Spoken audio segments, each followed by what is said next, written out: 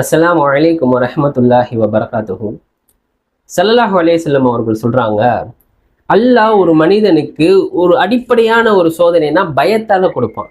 அது நஷ்டங்களால இருக்கும், இல்லாட்டி இழப்புகளால இருக்கும், இல்ல நோய் சிரமங்கள், அது மூலியமா ஒரு பயத்தை கொடுப்பான். அந்த மாதிரி டைம்ல அல்லாஹ் அவங்களோட பாவங்களை எப்படி மன்னிக்கிறான் அப்படின்னா, மரத்திலிருந்து இலைகள் உதிரும்ல, அந்த மாதிரி அவங்களோட பாவங்கள்லாம் மன்னிக்கப்படும். அல்லாஹ் சுப்ஹானஹு வ தஆலா கேட்கவே எவ்வளவு மகிழ்ச்சியா இருக்கு. அதே மாதிரி இந்த மாதிரி டைம்ல அதை சரி கட்டுறதுக்கு சில பேர் தப்பான சிந்தனை சைத்தானோட வழியில போயிடுவாங்க. இந்த உலகத்தின் மீது பயந்தோ, இந்த வஸ்துகள் மீது பயந்தோ, அதை சரி கட்டுறதுக்கு, அதை ஈடு கட்டுறதுக்கு தப்பான வழியில போயிடுவோம். அது இன்னும் நம்மளுக்கு இறுக்கமாயிரும், ஒன்னும் கஷ்டமாயிரும். அந்த மாதிரி டைம்ல இன்ஷால்லா அல்லாஹ் பயந்து கொண்டோம்னா அது ரொம்ப லேசாயிரும். அது ரொம்ப பெரிய விஷயமா இருக்கும். அது புசுக்குன்னு முடிஞ்சிடும். அது நான் நிறைய அதை நான் நிறைய பேர் ஃபேஸ் பண்ணியிருப்பீங்க. நானே அந்த மாதிரி ஃபேஸ் பண்ணியிருக்கேன். என்னடா அவ்வளோ பெரிய விஷயம் நினைச்சேன், இவ்வளோ இதாக முடிஞ்சிருச்சு அப்படின்ட்டு.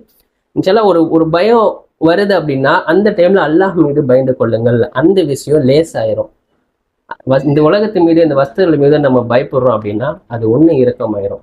இன்ஷா அல்லாஹ் எல்லாரும் கஷ்டங்கள் வரப்போது அல்லாஹ் பயந்து கொள்ளுங்கள். அல்லாஹ் ஒருபோதும் கைவிடுவதில்லை. அஸ்ஸலாமு அலைக்கும் வரஹ்மத்துல்லாஹி வபரகாத்துஹு.